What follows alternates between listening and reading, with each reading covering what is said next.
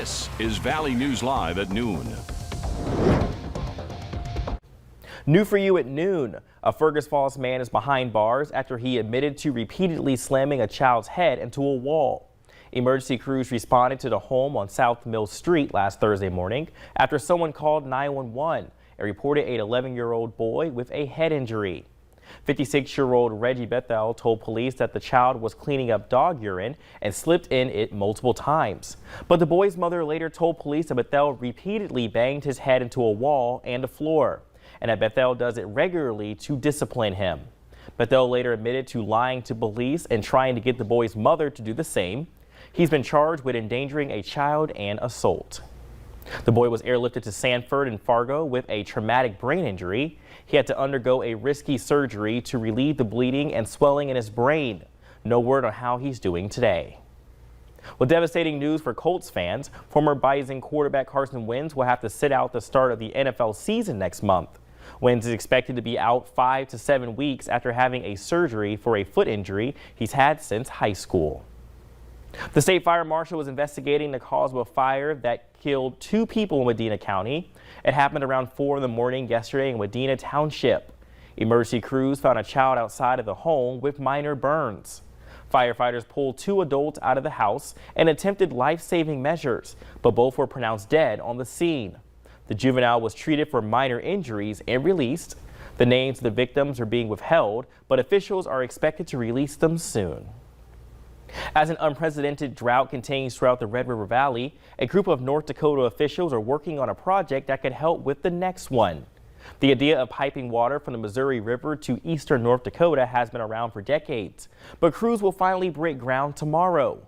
The billion-dollar Red River Valley Water Supply Project will begin construction near Carrington, which is north of Jamestown, but there are still some funding and legal issues.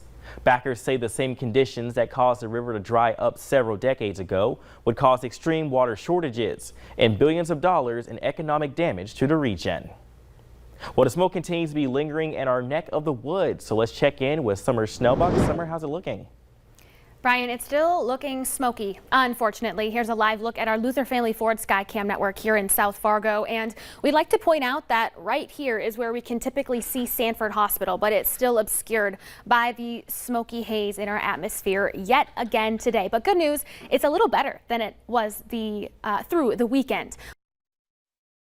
You can see we have another plume of smoke pushing down from north to south. It's very faint on visible radar and satellite, but it is there and is impacting our air quality for I've lost track of how many days in a row we've seen decreased air quality. Our visibility at this time is 4 miles in Grand Forks, 5 miles up in Baudette, and it's across the north where we're seeing the thickest of the smoke at this hour. Visibility in Fargo at 8 miles, same thing in Jamestown, Fergus Falls, and Wadena, both at 7 miles visibility. Our air quality in Fargo is unhealthy with 172 particles, so in between that 150 and 200 range, meaning unhealthy. And of course, much of the region, again, in that big red area, meaning unhealthy air quality. Brian, coming up, I'll have your wildfire smoke forecast and a few chances of some rain in the 7-day forecast.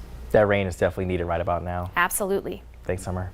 Well, jury selection starts today in this trial of a North Dakota chiropractor accused of one of the most gruesome murders in state history. The co-owner of RJR Maintenance and Management and 3 employees were found dead of gunshot and stab wounds in April of 2019. Those who knew the employees say the group were known as the Coffee Club because they'd often arrive early to chat. Now, Chad Isaac is charged in their deaths. He lived in a trailer home run by the company. Company officials say they had very few interactions with Isaac and have no idea about a possible motive. A new study from Sanford Health shows that educating football coaches and players about concussions pays off. Researchers followed over 100 youth football players over 7 years. They found that the number of head impacts fell dramatically by the end of the study. That's about 75%. Now, the investigators say an increased awareness and training on concussions is likely responsible for the decrease. Now that United Way has collected all 6,000 backpacks for distribution, today is day 1 for families to pick them up. Providing these backpacks and supplies to children in need puts them on an even playing field with their peers. It builds their confidence and relieves the stress from parents having to purchase so much supplies. Now, backpacks and school supplies can be picked up starting today through Thursday at Shields Arena. That is from 4:30 to 6 on Monday and Wednesday, and from 11:30 to 1 on Tuesday and Thursday. No appointment is necessary, and all details can be found at valleynewslive.com. Well, coming up at noon, a Team USA favorite says she's getting back on the beam. We'll have the latest from Tokyo in just a few minutes. But next, we got another hazy start to our day. Summer is back with what you can expect in the week ahead.